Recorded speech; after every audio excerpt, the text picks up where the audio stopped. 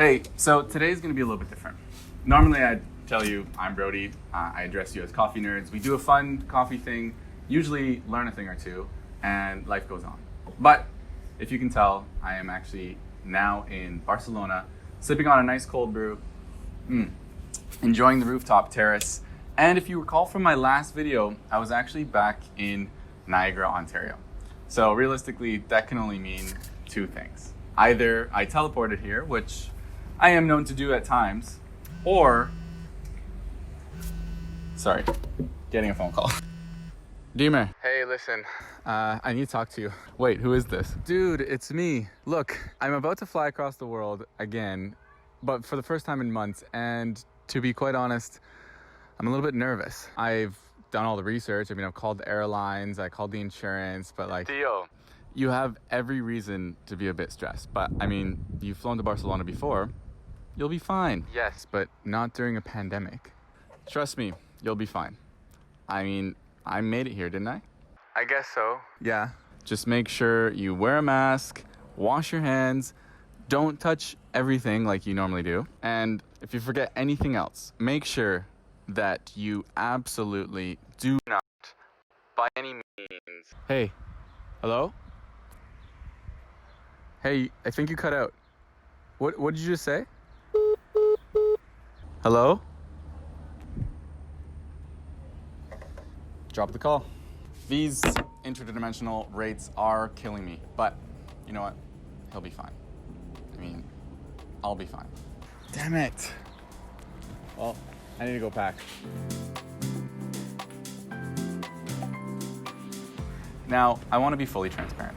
I didn't make this video to say that all of you would or should just jump on the next flight out of wherever you are. We all have to do our part to stop the spread and protect ourselves. But before lockdown, a few months ago back in April, I was supposed to make my way back to Barcelona for a few projects, and it wasn't until just this last week that Spain opened their borders again to Canadians and a few other countries, and so here I am.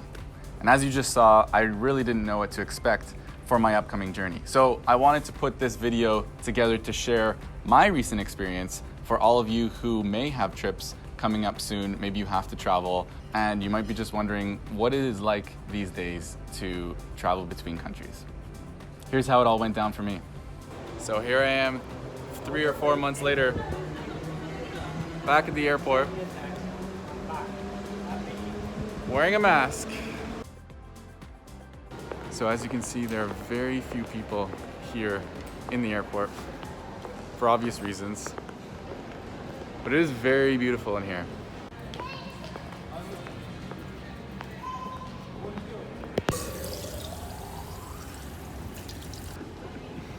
Let the water flow. So as you know, I am Canadian, and a lot of countries are allowing Canadians to travel into them, specifically the EU, which is why the timing could not be more opportune for me to make this trip. I've never seen that before, a whole departures board, pretty much empty. Very few flights going out of here. So I'm just getting a little bit of work done here, editing some video before the flight, and I wanted to show you one of the main amazing benefits of traveling with some sort of vest or jacket. This is something that I started doing a few years ago. Sometimes it's like a blazer, you can stick a lot of things in the pockets and stuff, but you know, I just think it's great. You can have some, you know, I've got these headphones for the computer, got these headphones for the phone, and then in the smaller pockets here, I've got all my, you know, passport, the passport holder, but they always make you take your passport out anyway, so I just separate them while I'm traveling, and then of course, other pockets. So yeah, it's really great to just stash anything, and particularly another mask. So once I get to where I'm going, I can switch it out, or I can keep this one.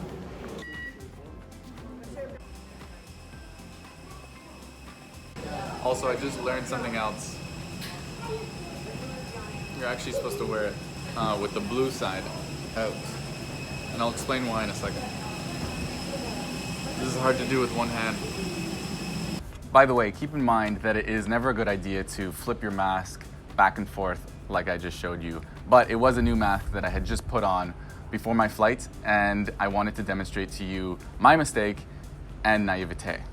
So clearly I've been spending too much time in the countryside. I've not been wearing one of these that often, but I saw everyone else wearing with the blue side out, and I realized, I did some research, I realized because the white part is more absorbent and this is more deflective of the outside environment. Now I know. So once on the plane, everyone wears masks on board, and they do circulate fresh air every 3 minutes. So airplanes really are some of the safest indoor places that you can be right now. Also, the in-flight meal was pretty weak, and I definitely got a stomachache, but at least I got to stretch out on the 3 seats for a while and catch a beautiful sunrise over the Atlantic.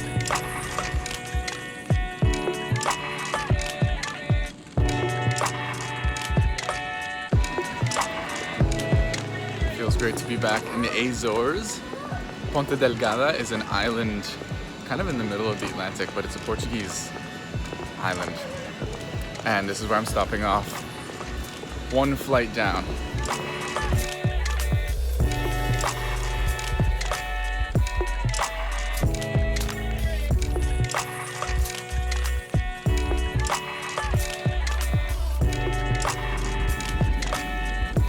We just arrived here in the Lisbon airport. I've been here a few times, stayed overnight a few times. Not the fondest memories, but it is a beautiful place. And I think this mask is kind of past its prime. But luckily, I have this reusable cloth mask. It's nice that we can have these because the paper masks, they do create a lot of waste. So let's just slip that on here. Just another 5 hours until my flight to Barcelona. Let's go check out this cool little tunnel. So they just gave me a quick scare.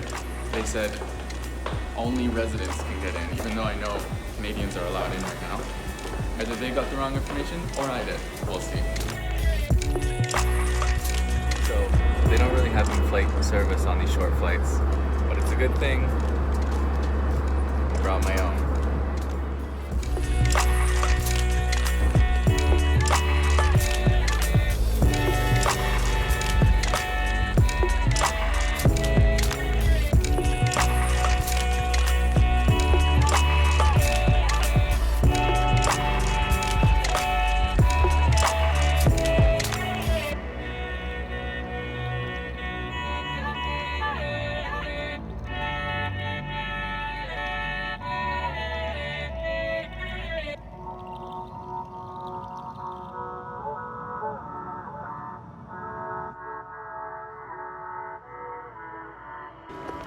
So I just arrived in Barcelona. Now for the big question. Will they let me in? So as you may know, they usually don't let you record or take photos during, border crossing type situations. So I didn't record the actual screening process, even though I was already in the EU, but it was pretty straightforward. Basically, I had to fill in a form online. I could do it at home. Just had to know the flight number. You answer questions such as, I haven't been sick in the last 14 days. I haven't been in contact with sick people, gone to hospitals, gone to animal markets, and these kind of things, et cetera, et cetera. And then it prints out for you a QR code. You can print that out at home, or you can show it on your phone. It depends, again, the relationship between the country that you're arriving in and your own country.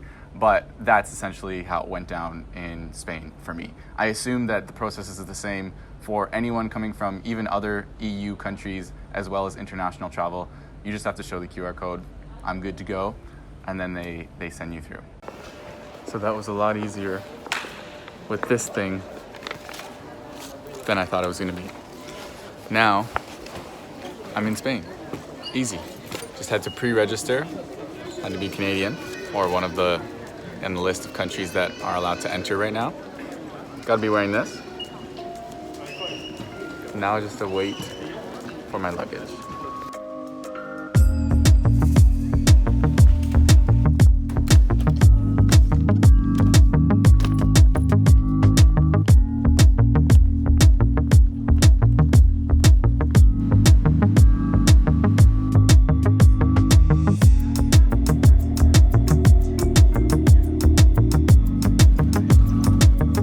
So as you can see, my journey was fairly straightforward. Aside from having to take 3 separate planes across the Atlantic, that's just how the flights right now are working out. And honestly, I'm not so sure that the flight staff would have let me in or even on the plane if I didn't show them that I had a Spanish visa in my passport. So that was a unique case to me. But at the same time, everyone's just figuring all of this out. Everything's very new. I know that I could have gotten in without the visa, but you know, everyone's discovering it at the same time. So hopefully that gave you a good sense of what international travel is like now during the pandemic. But I would urge you to keep in mind that every situation is different. Every country has different rules. You know, everything is changing every week basically. So make sure you do your due diligence. That's hard to say, but it is really true. So that will give you an even better sense of how to approach your next trip. Yo, what was that thing you were gonna tell me on the phone? Hey, you made it. Well, yeah. But yeah, no, I was just gonna tell you, don't drink the airplane coffee. Dude, who do you think I am? Should have warned me about the food though. I mean, no one's invincible. Hey, this is good. So if any of you have made any international trips lately or are planning on doing so, leave it in the comments because maybe someone out there can help you kind of sort through anything in your specific case for what you might expect. Yep, and be sure to subscribe for some more Barcelona content coming down the chute. And as usual, all things coffee. Salud! Hey, where's my coffee?